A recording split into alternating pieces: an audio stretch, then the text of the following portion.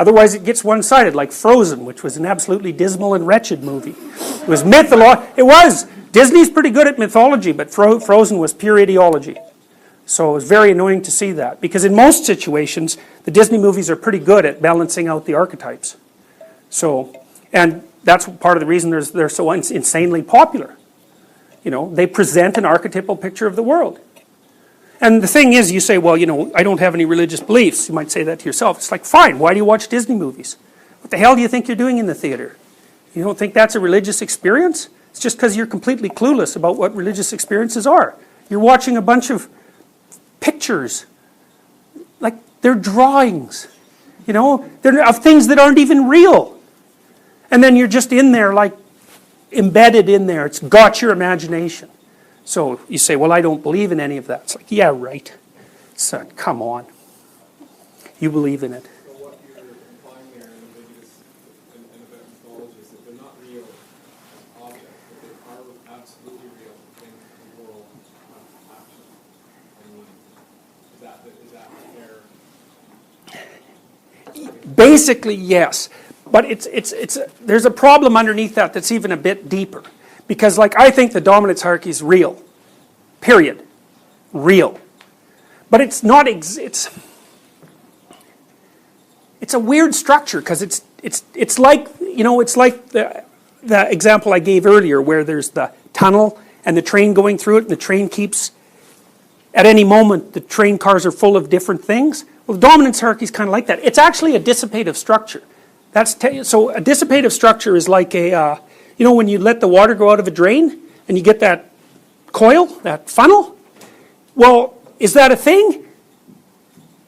Well, it's a constant across a series of transformations. It's a dissipative structure. And the physicist Schrödinger regarded people as dissipative structures. So, because our structure isn't constant, like, I don't know, you've probably replaced every cell in your body, roughly speaking, or at least the constituent elements of every cell, you know, 2 or 3 times since you've been alive. But there you are. So you're like this thing that's a permanent structure in a flux. And the dominance hierarchy is sort of like that. Because the constituent elements of it keep changing. But its existence is there. And so I don't exactly know what to make of a category like that. Except that I'm certainly going to say that it's real. Or if you don't like that, I can say, I don't care if it's real, because all of you act as if there's nothing that's more real than that. So that'll do for me, because, you know, that brings up another question. How do you know what someone regards as real? And one answer is, well, you listen to what they say. It's like, no. You watch what they do. That's a much more accurate guide to who they are. Because what do they know about who they are? They got a vague model of who they are, and it's usually hyper-tilted towards banality and conformity and self-protection and deceit and all sorts of things. The metaphor used by Jesus is the wind. You can't see the wind, but you can see the consequences. You can't even see the hurricane, but you can see the catastrophe that follows. Well, that's like a hurricane is a dissipative structure, so that, you know, that's a reasonable analogy. And the spirit is often likened to the wind. So any other questions? Yes. Yeah. Oh, it's an appalling ideology, because the people who created it had the idea about what it should be before they made it. So it's propaganda. You can say exactly what Frozen is about. So it's propaganda. A truly mythologically based story, you can never fully say what it's about. You can just talk about it forever and ever and ever and ever. So it's a wellspring of meaning. So.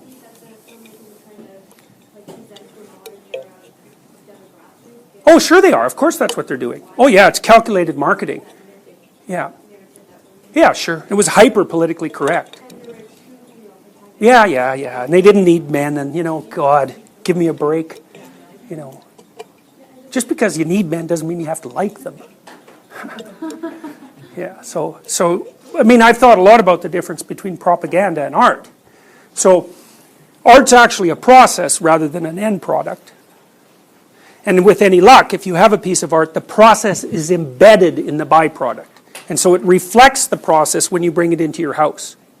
And so it's an active, it's a crystallized act of exploration. And the real artist doesn't know what they're doing. They don't know what they're doing. They're exploring. I can recommend a film. There's a film made of Picasso in about 1957, and it was a black and white film, and it was actually a film of him making a painting.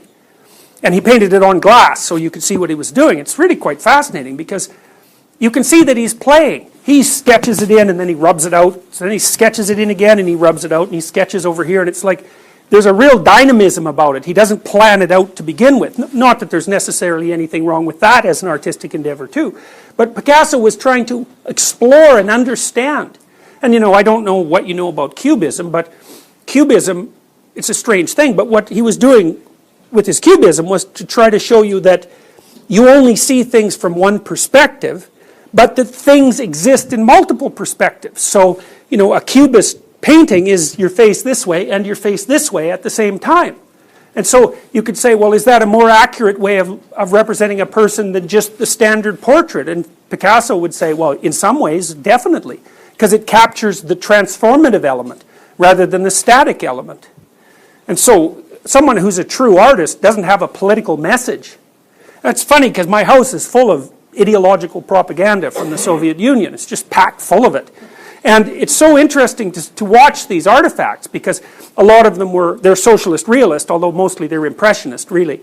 It's so interesting to watch them because in the painting themselves, there's a war that you can perceive.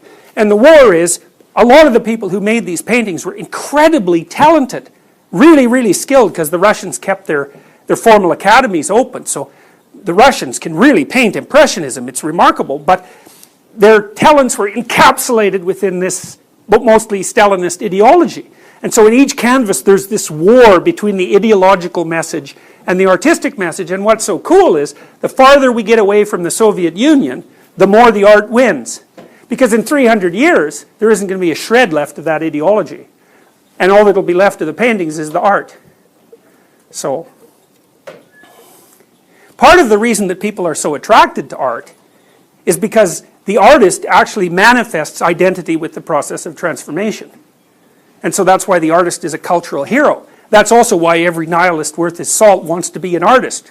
Like, who are you? What are you going to say? I'm a nihilist? No, I'm an artist. It's like, no, you're not, but I can see why you want to be. Right, right. Yeah, just because you're a failure doesn't mean you're an artist. Do you find that the struggle between the artist and the state, it makes the work more interesting, or is the art exciting and interesting in spite of the dynamics? Well, I think it depends on who you are. Like, it's really interesting to me, but I'm really interested in that. And I'm also interested in the way that ideologies co-opt more fundamental processes to and harness their energy as a rational and motivating force. And so, for me, these pieces of art, propaganda, are extremely interesting. I mean, it's very interesting to be surrounded by them because I can see this war going on all the time. So, it's very cool. And the art's winning, as far as I can tell. So that's very interesting. Because they were pure propaganda, many of them, when I bought them. But it's getting farther and farther away from the Soviet Union. So the more archetypal elements are coming to the forefront. So I suppose the question was, would it become less interesting once it's does that narrative seem to close? I think it would depend on the skill of the artist. And some of these artists are incredibly skilled.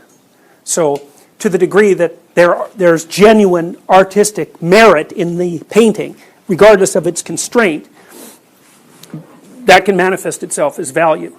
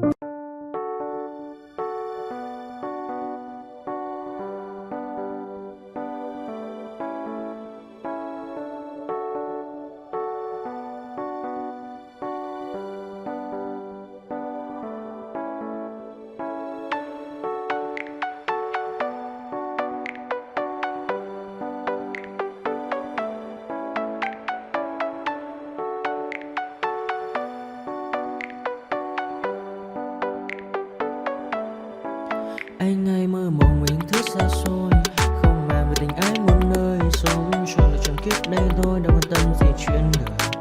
Thế mà lại ngâm tương tư, ông tầm bà mũi xe tơ. Đêm nằm trộm nhớ mơ mơ về ai.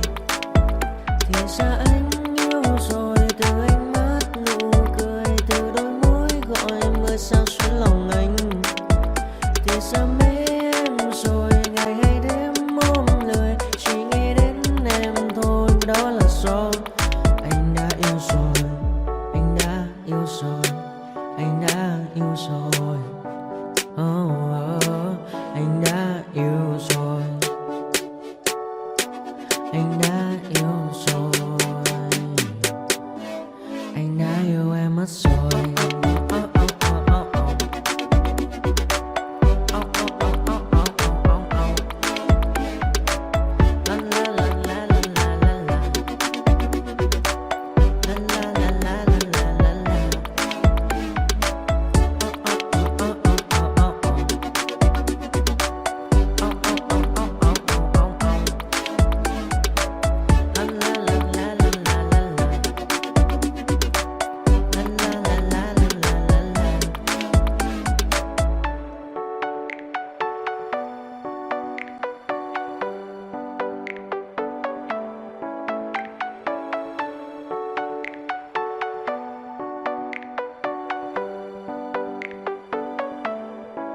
Anh hay mơ mộng những thứ xa xôi, không màng về tình ái muôn nơi. Sống cho là trọn kiếp đây thôi, đâu quan tâm gì chuyện đời.